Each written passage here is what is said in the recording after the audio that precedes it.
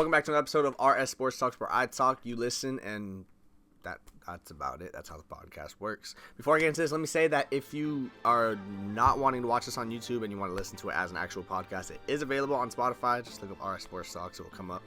I'm still working on getting it on all the other streaming platforms, Amazon Music, Apple Music, YouTube Music, all that stuff. So hopefully next week, for the next week's episode, it'll be figured out. If not, no later than January 17th, it'll be figured out. So let's get into this.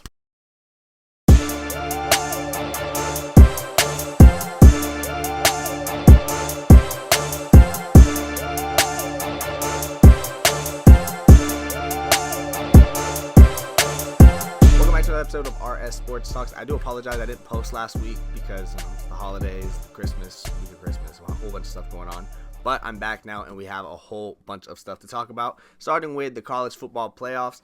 First off, the first round obviously was a huge letdown. A lot of people were mad because all the games were blowouts basically. The closest game was Clemson, Texas, which was still a 14-point game if I remember correctly.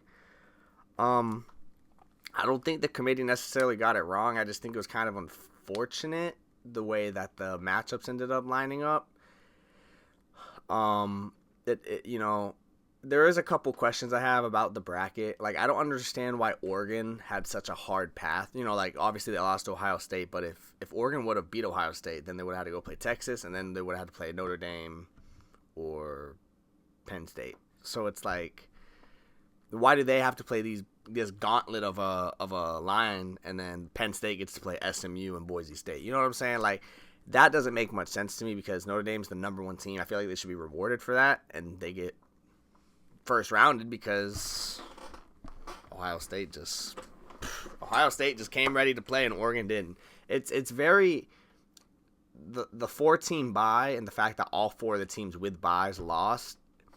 I don't know how much of it has to do with the bye, because you got to look at Boise State and Arizona State. Those are two teams that they weren't favored against their opponent. Texas was projected to beat them by a lot, and honestly, props to ASU for keeping it close. It was honestly looking early into the game. Even even my best friend, he said, oh yeah, this game's over, because it was 17-0, like halfway into the first quarter. It was looking rough, and then ASU came back mostly because of Cam Scatterbo, baby. He balled, man. What was his exact stats? I know he had I'll put him on the screen, but I know he had over 100 rushing yards. I think he had 99 receiving yards. I know he threw a touchdown. He balled. He was the definition of caring. He's actually the first person to ever win the MVP without, for the losing team, basically. He won because he was the most valuable player in that game. But yeah, I don't think the committee got it wrong. Like I said, the matchups were just a little questionable. If you switch some of the matchups around in that first round, there could have been some banger of games. I mean, you could have seen a SMU Clemson, and then a Texas Penn State. Then maybe Notre Dame, Tennessee, and then Indiana, Ohio State again. That would have been way better matchups in that first round. But it just lined up to be how it was, and the second round was a little better, obviously. Penn State won 31-14 against Boise State, but that game was a lot. If you actually watch the game, that game was a lot closer than the score led it to be. It was, I want to say 17-14 until 6 minutes left in the game. And then Nick Singleton broke off on a huge run, and then I think they scored towards the end. But Boise State, honestly, props to them. They deserve to be there for sure, but they got outplayed. That Penn State was just a better team. Penn State is not a bad team. Everyone loves to hop on this bandwagon that Penn State is this terrible team just because they choke in the big games, which they do. But that defense is legit. That defense is a championship caliber defense that can win them a championship. Drew Aller's not bad either, and the fact that he's coming back next year is huge for them. I think that's gonna put Penn State in a very good spot next year. But Penn State was just a better team, and they had pretty simple game plan. They had like 8 guys in the box for Genty, and I don't understand all this hate that Genty has been getting lately, talking about like, oh, his draft stock's gonna fall so much because of this game. Like, dog, he ran for 100 yards. If you watch the game, he genuinely was doing all he could. If he got open space, he was getting yards. And there was literally this play. It's like viral, it's everywhere. He literally ran through 2 defenders and split them both. Like, he literally split them. Neither of them got, they both bounced off of him, and then he ended up getting a first down. That's talent. When your O-line is not blocking, you can't block for yourself. You know what I'm saying? So, Genty, if anything, probably boosted his stock from this game. And, I've been seeing a lot of people like, oh, Cam Scatabo is better than... Am I saying his name right? Scatabo? I'm pretty sure I'm saying his name right. People are saying, like, oh, he's better than Genty. He's better than Genty. The thing about them is Genty is an every down back. He's an every down elusive back. He's built to play, you get what I'm saying. Scatabo is more of a... Who would I compare him to? Maybe like a Austin Eckler. I think that's a pretty reasonable comparison. Maybe like a power receiving back almost. Like, yeah, I'd say Austin Eckler. That just came into my head. Have I seen that somewhere? I must have seen that somewhere. No way I came up with that fast. That's a really good comparison, I feel like. Huh. But the point is, he wouldn't be an every down back. He would be more of like a, third down situation or short down situation type of thing, I guess. But yeah, the point of all that was Genty's stock definitely isn't going to go down from that. I think he'll still be a top 15 pick, possibly even a top 10 pick, depending how the top 10 ends up falling. I could honestly see the Raiders drafting Genty simply because, A, they might be out of reach for a quarterback because they've won 2 in a row now. And B, Mike Vrabel may be coming there, which I know Mike Vrabel is a defensive-minded coach, but he may be trying to implement the same type of offense that was ran in Tennessee, which was a run-heavy offense, obviously. And especially if they can't get a good quarterback, go ahead and get you a top running back that, you can build around and then possibly get a quarterback next year. I don't know how the class is going to look. I really don't, because so many people have stayed this year, and it's just going to depend how they play, because we got the Nuss Bus from LSU, Garrett Nussenbauer or whatever. If he balls, he could end up being a first-round pick. Arch Manning could declare he's eligible, but I have a strong feeling he's going to go in 2027. I think that if Texas doesn't win the Natty next year, he's going to want to win it because he's already making so much NIL money. Who cares? Like, he doesn't need to go to the draft yet. If he doesn't, but he might want to go to the draft. You never know. Nico Iamaleava will be there. I think if he can work on his accuracy, he'll be straight. He kind of is just an athletic, strong-arm quarterback, kind of like almost like Anthony Richardson, I guess. But if he can work on his actual short passes and accuracy, he can be a top pick. Drew Aller will be a top pick. So, I mean, there will be some probably better quarterback options next year than, this year. So, I think, there's a realistic chance that even the Browns could, too. If the Browns are picking at 3, I don't know if they're taking Genty. My point is, the teams that are out of reach for a quarterback that, need a quarterback, I can see Genty going in the top 10, realistically, because we saw it with Bijan. We even saw it with Jahmyr Gibbs going at number 12, a couple years ago. That was, running backs are starting to go higher again. I think running backs are starting to get a little more valued. We might even see a running back go late in the first this year. I would not be surprised if someone like Amarian Hampton or Quinshon Judkins or even Cam Scatabo could. You never know. It just depends. Teams could fall in love with a player, take him in the first round. If you love that player and you want him on your team, that's what you're going to do. Obviously, the next college game we already kind of talked about, Texas and Arizona State. I was rooting for all the underdogs in all these games, by the way, except for the Oregon game, because my best friend's an Oregon fan, so I was obviously rooting for them. And damn. But yeah, that Texas game, props to ASU for keeping it that close, because like I said, it was looking like Texas was gonna win by 40. So the fact that they took it to double overtime was very impressive from them, and props to them. And I think that's a good turnaround from ASU. Their coach obviously is a very good coach, and I think that they'll be good in the future. They'll probably be a candidate to win the Big 12 next year again. So we'll just have to see on that.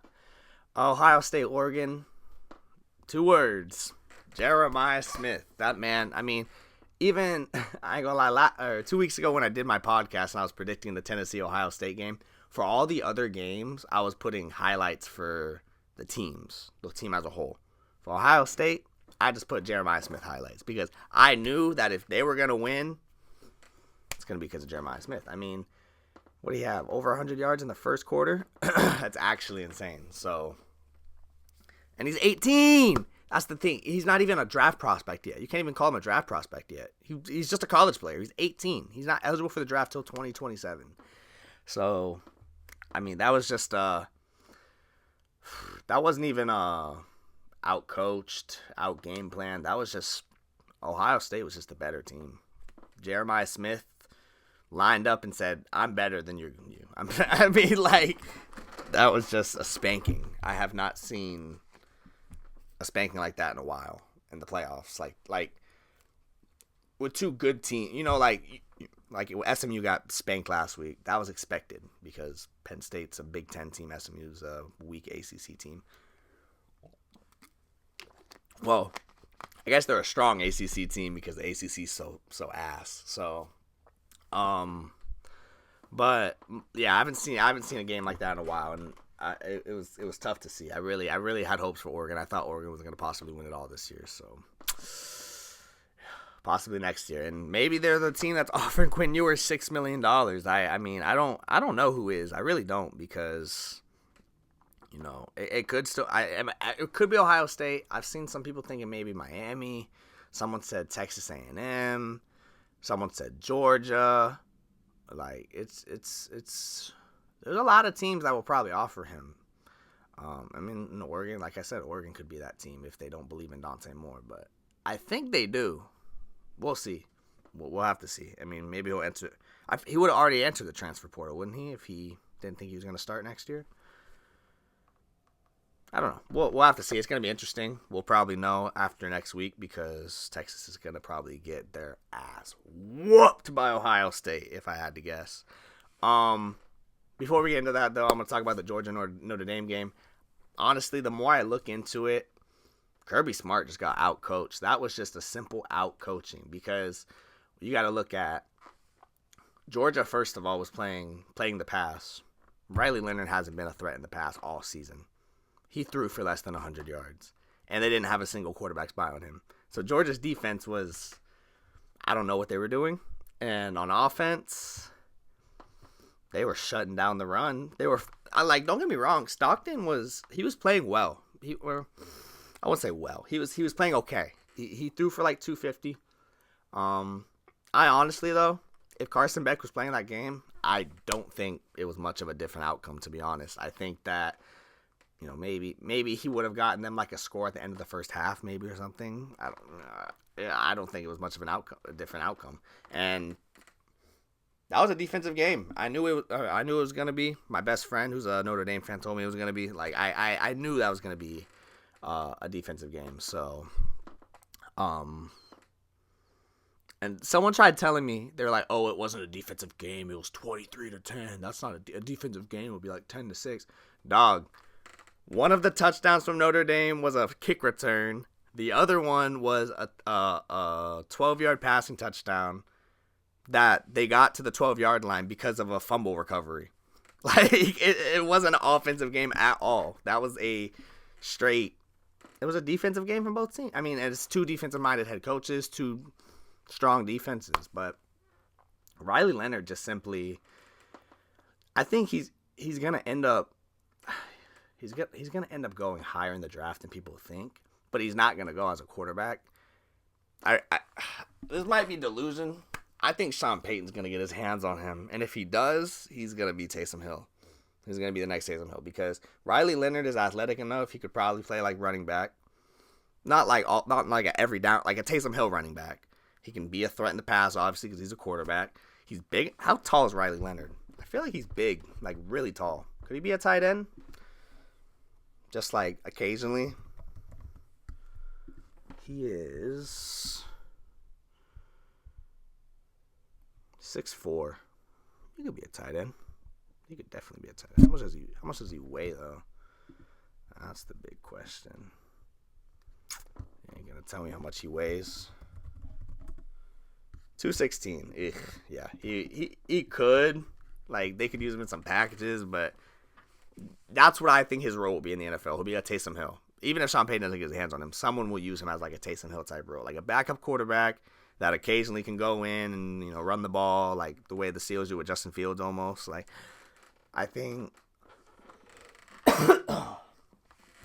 that Riley Leonard definitely might have boosted his stock from that game, you know, going against a real Georgia defense. And Notre Dame has a lot better of a chance than people are believing. I think that defense showed, or that game in total showed, Notre Dame is the best coached team in college football out of the 4 teams left. Ohio State is the best team on paper.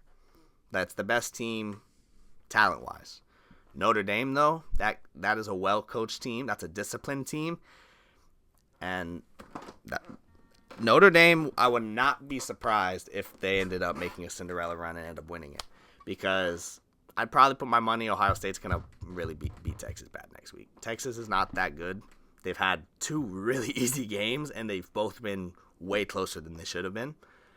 So I think Ohio State's going to probably win that game by at least 20. Maybe 14, but Ohio State's going to win that game pretty easily if I had to guess. And I think Notre Dame's going to probably beat Penn State. That's going to be the same as the Georgia game probably, like a really defensive game, because that's 2 really good defenses and 2 very mediocre offenses. And the reason, Drew Aller's obviously better than Gunnar Stockton, but Drew Aller also doesn't have the weapons Gunnar Stockton has. All he has is Tyler Warren. There's no other threats in the pass game other than Tyler Warren, I'd say. But in the run game, they're going to have to stop Singleton and, what's his name? Number 13. Katron Allen, that's his name. I was blanking so hard.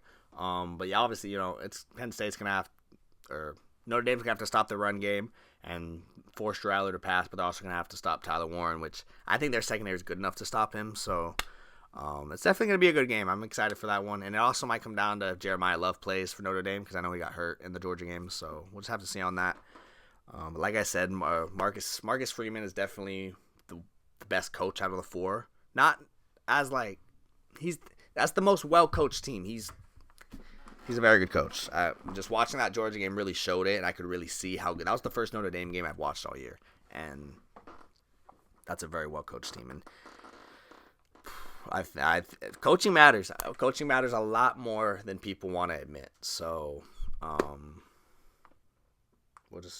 excited for that. But like I said, Ohio State Notre Dame is probably what my early prediction is going to be. And Ohio State might end up winning that. I don't know. Notre Dame definitely has a chance, but I think this is Ohio State's championship to lose. That team is looking very good, very good. And I think Ryan Day might have just saved his job as well. That Oregon game was probably one of the best wins of his career, probably the best win of his career, because obviously they made the national championship a couple years ago, got spanked by Alabama, but they did make it. I just think that I don't think Ryan Day is a good coach, but I think that was the best win of his career, and if they end up winning the national championship, they're just going to end up extending him, and even if they miss the playoffs next year, they're going to keep him because that's a national champion. I don't know. It's going to be interesting to see, but I truly believe Ryan Day is going to end up sticking around at Ohio State because he's going to win him a natty, unfortunately. No shade towards Ohio State. I just don't like them. All right, but also last thing really about college that there really was this week was Alabama got they didn't get spanked by Michigan, but it was like 16-0. They started coming back, but the reason why they lost was because of one person, Jalen Milroe. No, I'm playing. It wasn't only because of Jalen Milroe, but Jalen Milroe played like straight butt. Like he had 4 turnovers, I want to say, in the first quarter, like 3 turnovers. It was ridiculous. And what's crazy to me is he's probably still going to end up being a top pick. Not a first-round pick, but like a day 2 pick, because teams are going to still see this athletic, strong-armed guy, and they're going to draft him. And If he goes to the right team, he can be good. Don't get me. Anyone can be good if they go to the right system. That's just how it is. Depending who the look at Sam Darnold, bro. And I'm not saying Sam Darnold sucks, but his true potential came out because he went to a system that was good for him. He has good weapons. He has a good coach. He has a good OC, a good QB coach. Like, coaching matters so much more than people understand, man. But that's not the point right now. Jalen Milroe is still going to probably end up being a top pick. It's just he can't go somewhere and start right away. If he got drafted to the Raiders, he's screwed. If he got drafted to the Jets, he's screwed. Jets have weapons, don't get me wrong. That team's not ready to win now. That's a team that is going to have to rebuild. They just got to accept the rebuild. That's why they're not bringing back Rodgers, which I'm curious what's going to happen with Rodgers. I don't know if he's going to retire. I don't know if he's content with retiring yet. So I do think wherever he goes, Devontae will go. It's just like he could go to the Titans. I can see that maybe because I think he has a house in Tennessee now. So maybe he'll go to the Titans. I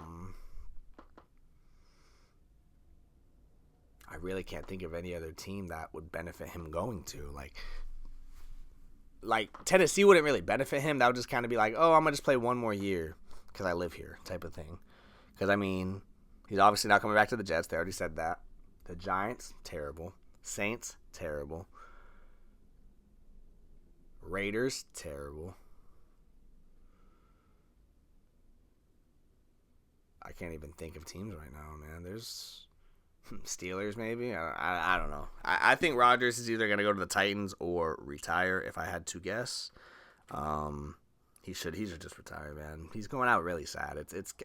I don't like Aaron Rodgers necessarily because I'm a Cowboys fan and I can't stand the Packers. But you always hate to see a legend go outside like this, you know. And it's not like he sucked this year. But being the quarterback for a 4-13 team is not a good look, you know. Or what are they, 4-12? About to be 4-13. Maybe 5-12 if they can beat the Dolphins. I could see it. Playoffs are definitely wrapping up in the NFL. The only seedings, it's just seeding right now, I'm pretty sure. Other than, well, in the NFC it's just seeding. So I think the Commanders are the 6th seed, but the Packers could still be the 6th seed. So the Commanders and Packers could flip, which that will change the matchup. The Eagles are going to be paying attention to that because I'm sure the Eagles would much rather play. I don't know, man. Because they've played Green Bay and obviously Washington, and Washington's beat them. I don't know who the Philly would want to play. I'd probably want to play Green Bay over Washington, to be honest, man. Washington got some momentum right now. But then and then the Falcons and Bucks as well. That the NFC South isn't wrapped up yet, but Bucks play the Saints this week, and Baker's been balling. So I would not be surprised if they won that game pretty single-handedly. And then obviously the 1 and 5 seed game for the Vikings and Lions. Whoever wins that gets the 1st seed. Loser gets the 5th seed as a 14-win team. Pretty crazy in my opinion, but I honestly think the Lions are going to end up winning that only because they have a little more experience in these bigger games. Jared Goff specifically, you know, it comes down to experience at a certain point, and I think that's the lights might be a little too bright for Sam Darnold. Don't get me wrong, Sam Darnold's been balling. He's been playing like an MVP. He's I'm not saying the Vikings don't have a shot, but honestly, if I'm the Vikings, I probably would rather lose because let's think about this before I say this, right? If you're the 1st seed, you get a bye, obviously, which the Lions need the bye more than the Vikings probably because the Lions got so many injuries. But you get the bye, and then you play you either play the Vikings or the 1st seed's either going to play the 5th seed, the 4th seed, 5th seed, or 6th seed probably, or the 7th seed. I'm trying to think realistically who's going to win, though. Let's say the Rams win and the Eagles win.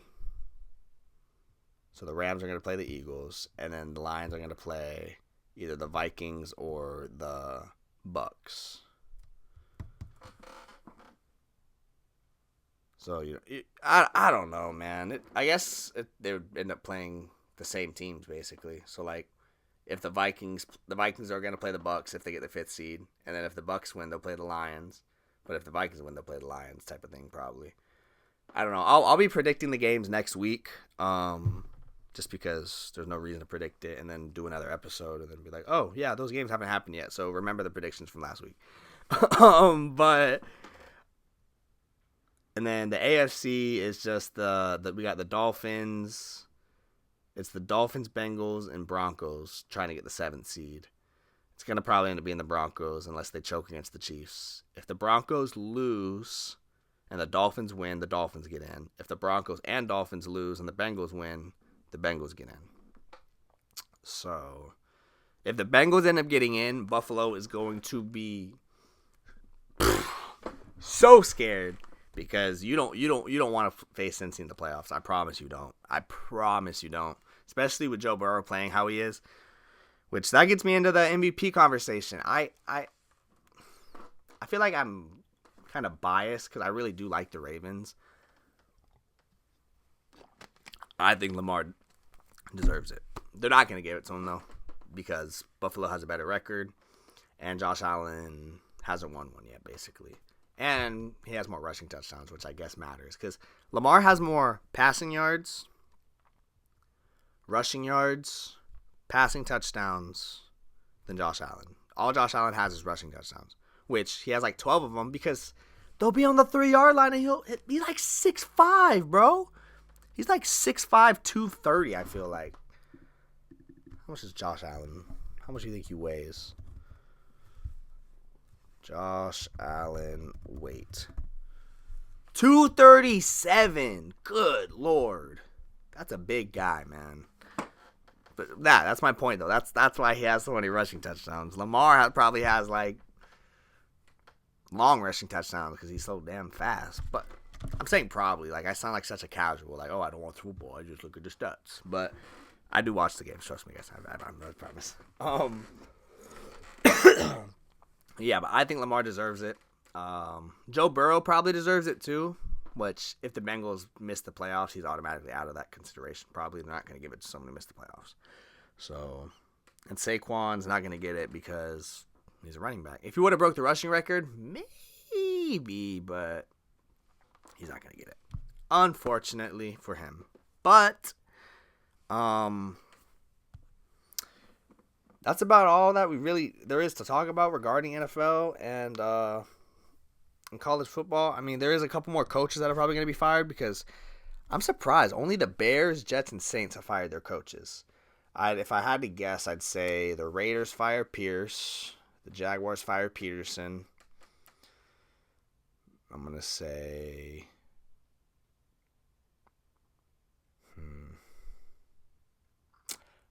the Cowboys let go of McCarthy, I think, dude. I think the Cowboys they're not going to fire him because his contract's up. I think it might even come down to McCarthy not wanting to be on the Cowboys anymore. I feel like I'm forgetting a team that's going to... The Browns could fire Stefanski, I think. I mean, 3-14 is bad, man.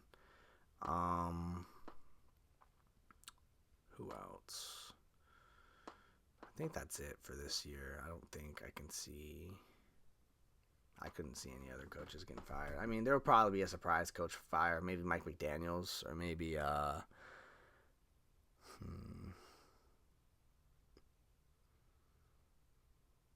would be a surprising one? Who am I? I'm Kyle Shanahan. Imagine. Nah, I doubt that. That's not gonna happen. That ain't happening. Yeah, it's gonna be interesting. Obviously, we'll know by next Monday. We won't know all of them because they kind of like.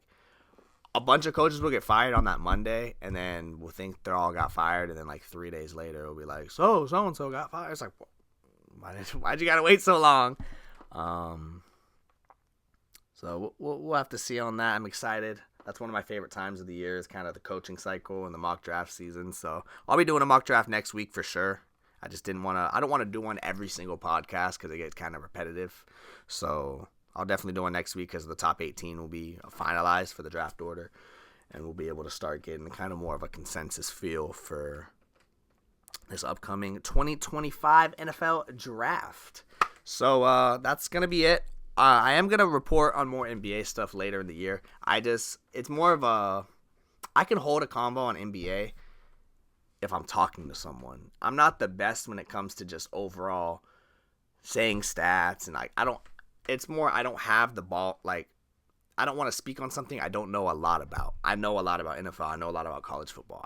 That's something I can confidently talk about, and so NBA will be a discussion in future podcasts, obviously, when I have guests, and as the season goes on, I get a little more involved in it as the playoffs approach and as the All-Star break approaches, stuff like that. So it's gonna branch out. It's not gonna be all NFL. Don't worry. So, but if you guys did enjoy this, do not forget to leave a like, subscribe to my channel, follow me. If you did sit through the whole video and watch this, I do appreciate you so much. The next episode will be out next Friday at 3 p.m. Eastern. I am hoping to start streaming. I know I said that last time, but I am hoping to start streaming and getting more clips out, posting on TikTok, posting on YouTube, all that stuff. So don't worry, I'm not going to be so inactive like I was these last 2 weeks. But like I said, thank you guys so much for watching, and I will see y'all in the next one.